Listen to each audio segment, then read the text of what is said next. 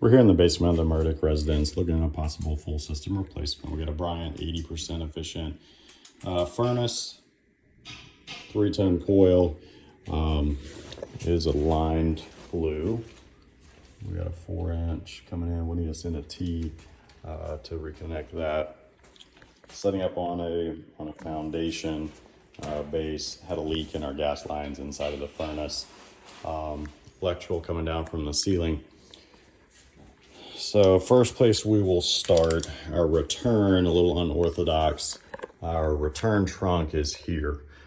They panned over to pull out of the top of this return trunk and then come back down into our return drop. Then they built this wall around it.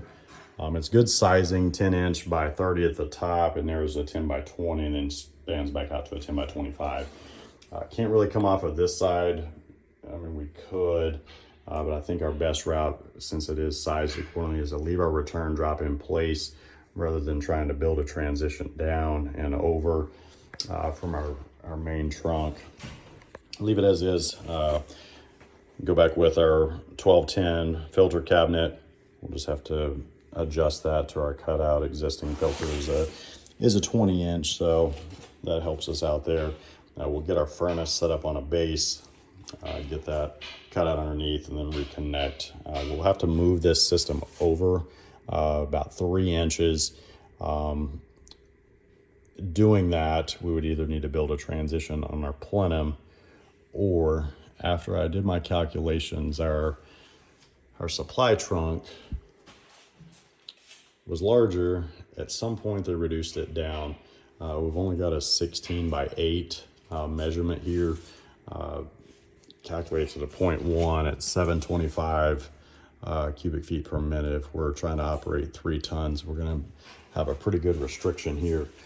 I think the best thing to do in moving this furnace over just a slight bit would be to redo this trunk line where it connects in here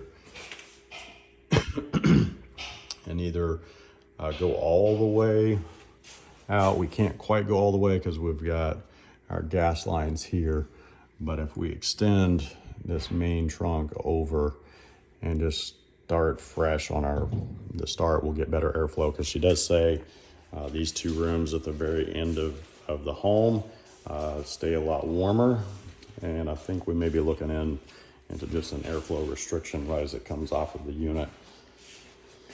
So yeah, move everything over just slightly. We should land right on the edge of this pad.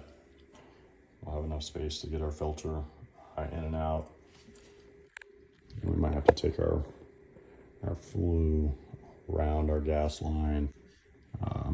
Actually, we might be able to squeeze it in through this side then if that gets bumped over a little bit.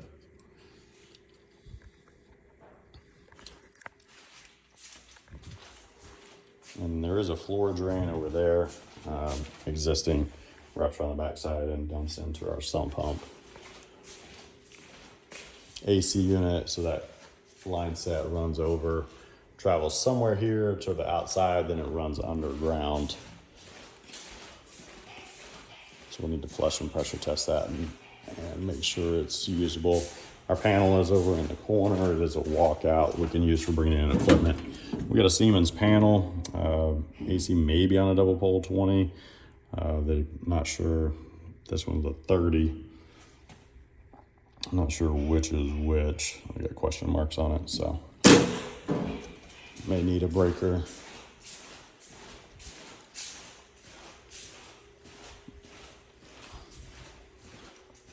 And our stair access upstairs. Any questions, let me know. We're outside the Murdick residence looking at a full system replacement. Had some bad capacitors on our older AC unit. We got a 3-ton, got 3/4 inch line set by 3/8.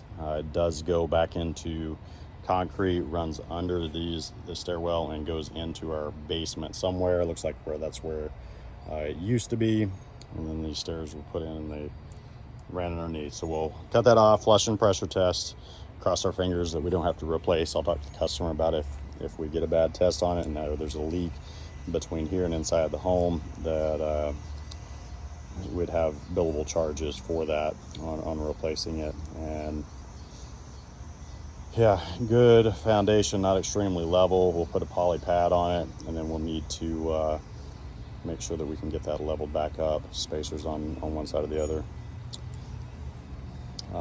There's our access to where we can take in equipment into the basement. There's gates on both sides that we can use.